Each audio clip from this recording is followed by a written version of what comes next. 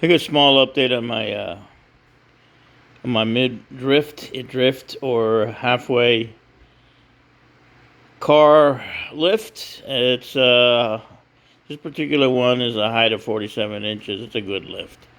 It's strong. It's heavy duty. It's built like a rock.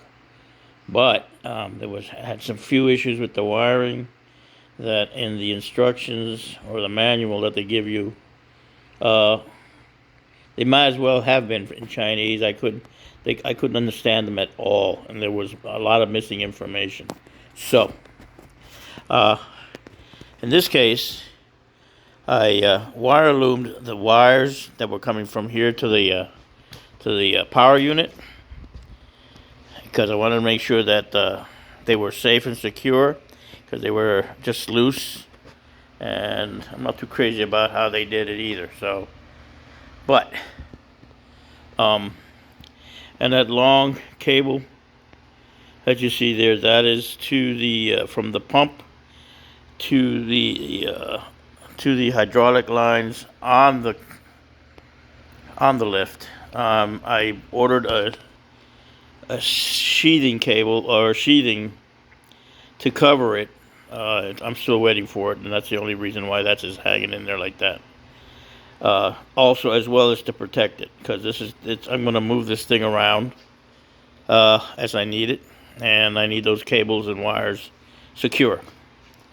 The one thing that they did that messed up really bad was this wiring. The 2 and 3 wires, they come from the lift. They were just hanging there with no instruction at all on where to hook these up. There was a junction on 2 and 3, and I did get a response. I got a response pretty quick from customer service. This is Katool, and they were quick to respond, and I appreciate that. So those particular numbered cables were to go there where that junction was. Remove that and hook them up here, 2 and 3, and that was it. So everything else looks pretty good, pretty clean. They did a nice job wiring this thing.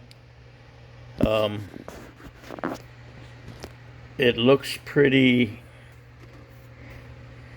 good, you know. The lift is from China, but I think they did a good job doing this. So hopefully I can get that sheathing cover for this cable. For that, it looks a copper cable. It looks pretty stout and covered pretty well. That goes to the, like I said, to the hydraulic line. That's the hydraulic line goes from here, if you can see it, all the way to the connection here. So you can see it's capped already right now, so I don't want any dirt getting into it. But everything looks good. As soon as I get that, I'm hoping to put some hydraulic fluid in there, try to lift this thing, and to put those wheels on, and then roll it off this platform. I don't know if that's going to work, but that's my idea.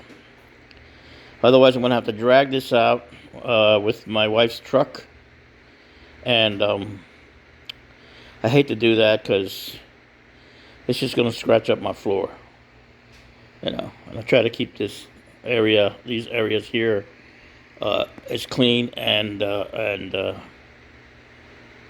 maintain them very well as I always try to do. Anyway, that's the click on it.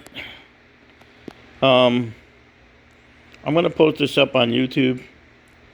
Maybe somebody can get a little help with this. I'll be posting up another video on when I get this off this platform, and I'll explain how I did it. Because I know a lot of people have problems. I don't know.